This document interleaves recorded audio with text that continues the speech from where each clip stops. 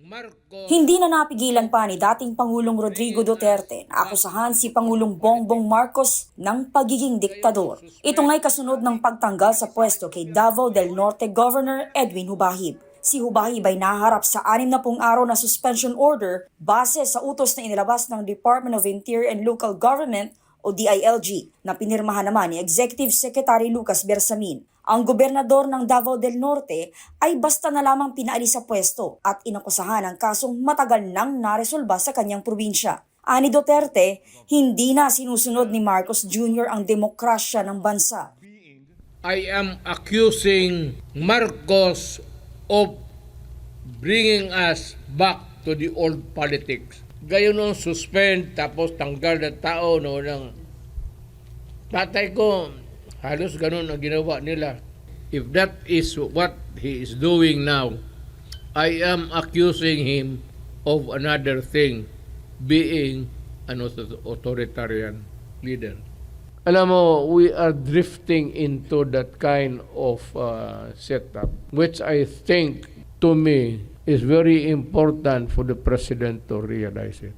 Mr. President, hindi mo na sinusunod yung demokrasya. And you are, yung pag ganun na style, you are veering towards a more authoritarian. Mahirap yan, hindi sanali ang Pilipino.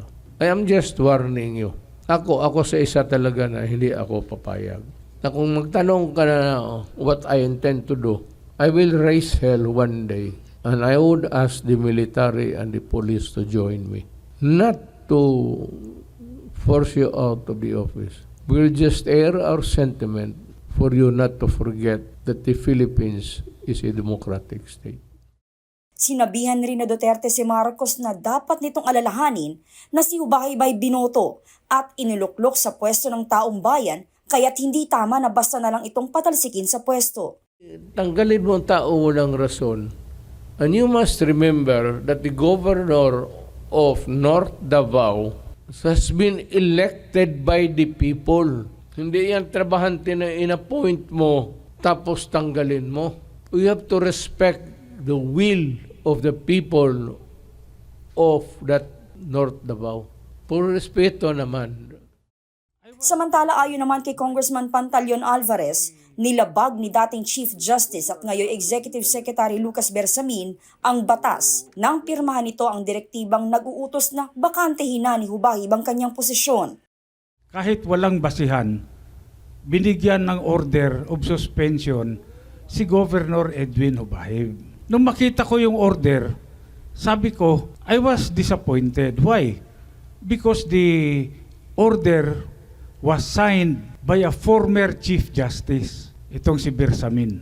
Sabi ko, former Chief Justice ito, dapat he should be the one to respect yung due process and equal protection of the law. Malinaw sa ligang batas yan, di ba? No person shall be deprived of life, liberty, or property without due process of law, nor shall any person be denied equal protection of the law. Ang linaw-linaw. Sinabi ni Alvarez, iligal ang pagkakatalaga ng acting governor sa Davao del Norte dahil may halal na gobernador naman ang naturang probinsya. At saka yung assumption of office as acting governor ni Oyoy, illegal din yan. Kasi andyan yung governor, buhay yan, sitting governor. Paano mo sasabihin na legal yung pag-a-appoint mo ng acting governor?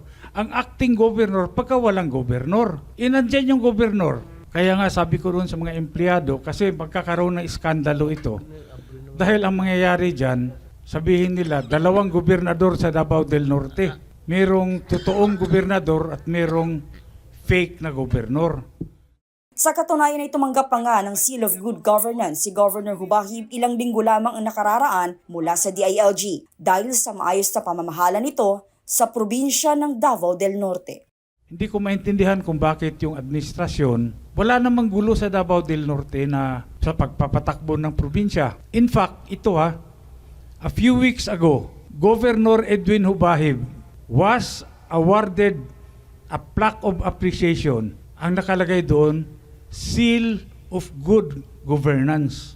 Recipient siya niyan, ang nagbigay DILG. Ngayon, tatanggalin mo yung tao na yon who just received an award from DILG, yung Seal of Good Governance. Masyadong unfair naman and unjust, di ba? Kaya nga sabi ko, ang hirap talaga pag ganito ang sitwasyon, ganito ang administrasyon, hindi mo maintindihan.